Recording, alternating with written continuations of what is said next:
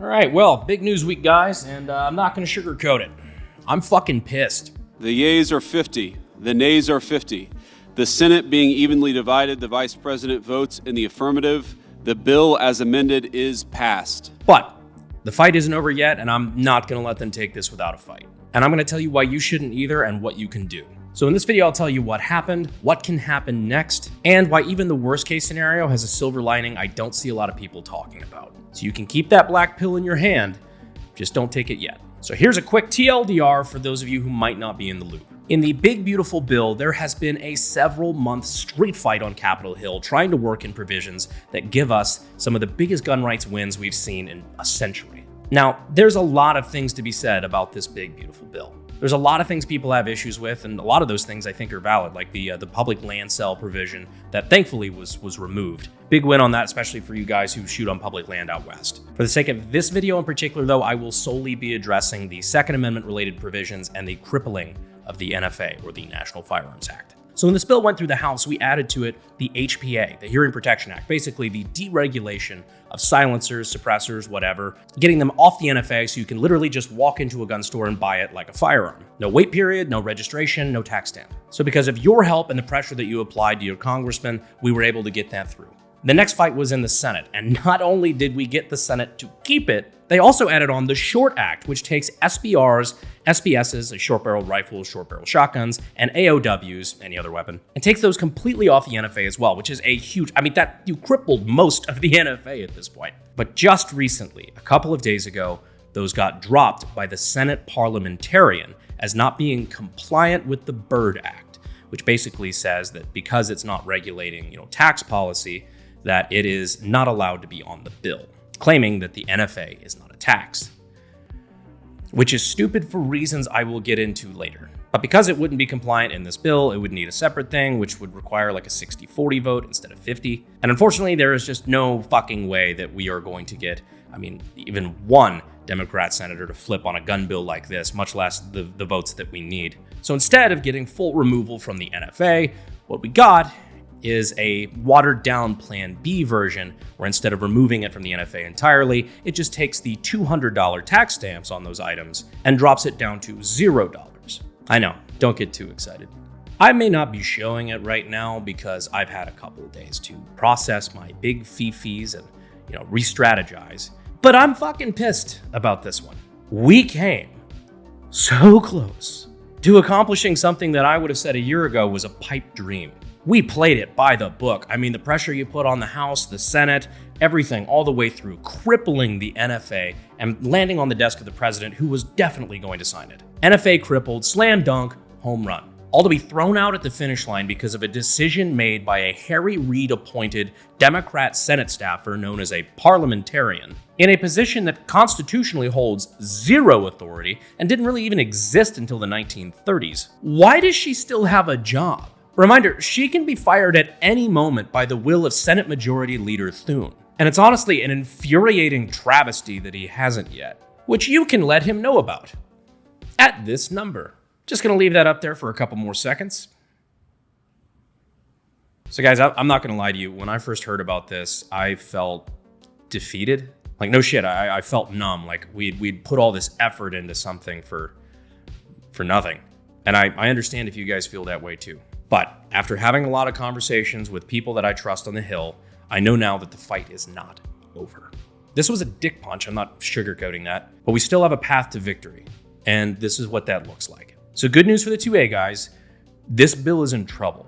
By the time you guys are watching this, probably, the bill will be back in the House to decide its fate. So it's not just the gun guys. There's actually a lot of things that the Senate parliamentarian fucked up in this bill in the Senate version that people in the House Republicans, are not happy about. It's really hard to predict right now, but it is entirely possible that this does not pass in its current configuration. There is huge pressure to pass this by July 4th, but we'll see if the members of the House are going to stand firm and fight on this. Representative Andrew Clyde, my sweet summer prince, fellow FFL holder and Second Amendment spirit animal, has already introduced an amendment that will put the original Senate language back into the bill, removing suppressors, SBRs, etc. from the NFA and sending it back to the Senate. When I came to Washington, I promised to not only protect and defend my constituents' Second Amendment rights, but to restore these God-given freedoms that have been taken from us.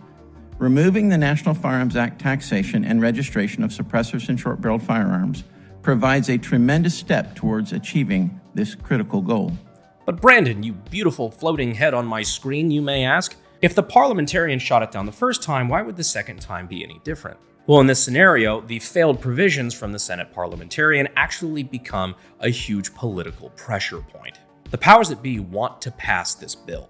If Trump and JD know that the only way to get this bill passed is to override the Senate parliamentarian, one that Trump has voiced open frustration with on this bill already, then it should be a no-brainer.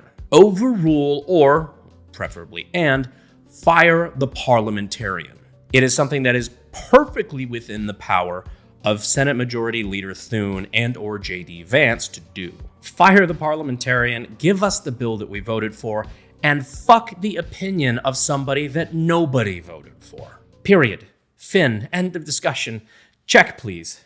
Now, let's talk about the backup plan of taking the NFA from a $200 tax stamp down to a $0 tax. Compared to removal from the NFA, this fucking sucks. Is it still a win?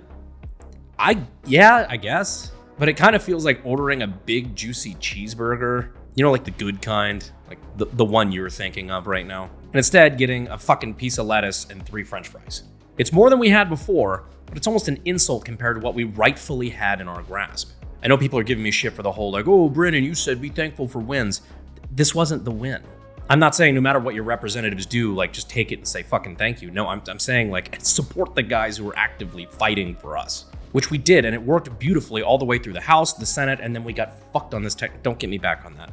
Fuck, oh God. I'm cool. Okay, fine, I'm cool, I'm fine. But where I'm going with this is there is a silver lining if this is what we do get stuck with. Just hear me out. So the NFA, the National Firearms Act, levies a $200 tax on machine guns, suppressors, SBRs, SBSs, whatever. You know that. It was passed in 1934.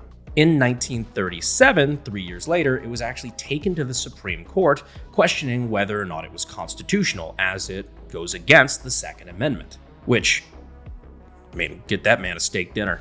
Anyhow, the court in 1937 decided 8-1 that the NFA was constitutional, but only because it wasn't a registration or a regulation, but because it was a tax. They're not keeping a log of the firearms, they're keeping a log of who paid the tax. You see, even since 1937, there have been laws that have been passed codifying the fact that it is illegal for the feds to have a gun registry, at least of privately owned firearms. In the current language of the big beautiful bill, in this, fucking half measure shit, the plan is to remove the $200 tax. If that's removed, what the fuck is it now, if not a tax? The entire deciding factor of what made the NFA constitutional is now gone. And I guess this is where the fun begins. Also, it just kind of goes to show how fucking stupid the parliamentarian was in ruling that the NFA is not a tax, considering that the Supreme Court of the United States literally made a decision that the hinge pin of which was deciding that the NFA was a tax. Literally the only reason the NFA was allowed to even stay in effect, but fuck me. The fuck do I know? So while this is really good news, this should still not be plan A. For one, why would we leave to a future court battle what we could win in Congress right now? We should be fighting this tooth and nail down to the last man immediately, not potentially later.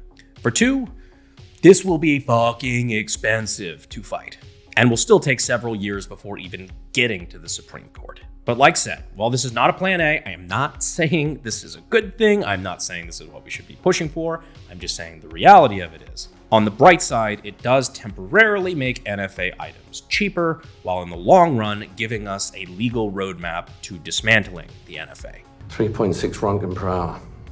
Well, that's not great, but it's not horrifying. If there is still time, please pressure your representatives to fight for this in the bill that will go back to the Senate, hopefully. And please encourage Senate Majority Leader Thune to make this chick look for another job. I really don't know why she's still here. That's where we're at. Not all news is good news, but it's important to know where we're at so we can know where we need to continue to apply pressure. Like I said, every time we've applied pressure so far throughout this process, it has worked. I've got friends on the Hill who are telling me that there is no group of people that has been as vocal as the gun crowd. That's why we got what we wanted in the House. We got what we wanted in the Senate. We can't throw up our hands and take the easy way out now. Will this work out in our favor? Who knows, but we got to try. I'm going to keep making phone calls, and I hope you do too. This is bigger than us. This is bigger than what I'm doing on a Friday night. This is the future of the country. This is the country that you're going to be passing on to your kids. For those who come after, if anyone's nerdy enough to get that reference. I'm also not running any sponsors on this video because fuck it. Money's cool and all, helps me buy cool shit for the channel and continue to feed my shop employees Chef Boyardee and Uncrustables. But I'm just getting this out as fast as I can because this needs to go to you ASAP. So if you want to support the channel, please just help me fight this fight. I don't want to become like a political only channel that's doing like updates on every like fucking gun law, but I try to do this stuff when I think it can make a difference. And this is just such a big opportunity right now. This is an opportunity like I've never seen in my lifetime. And I just don't want to waste it. When I did that live stream to encourage people to contact their representatives, just the fact that I went live, it just fucking killed me in the YouTube algorithm. It was fucking massacre. If you could help me get out of that rut, if you could just make sure you're still subscribed and hit that notification icon, it really does go a long way. I greatly appreciate it. In case it doesn't work out, I don't know what to tell you. God wins in the end. But I appreciate you guys for staying with me through my ramblings. More fun content coming soon. I didn't forget about that Darwin episode. And I will see you sexy YouTube mother lovers in the next episode.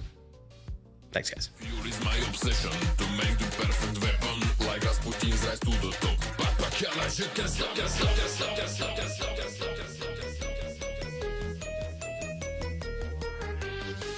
I don't have enough time, and fuck. Fucking Leo DiCaprio.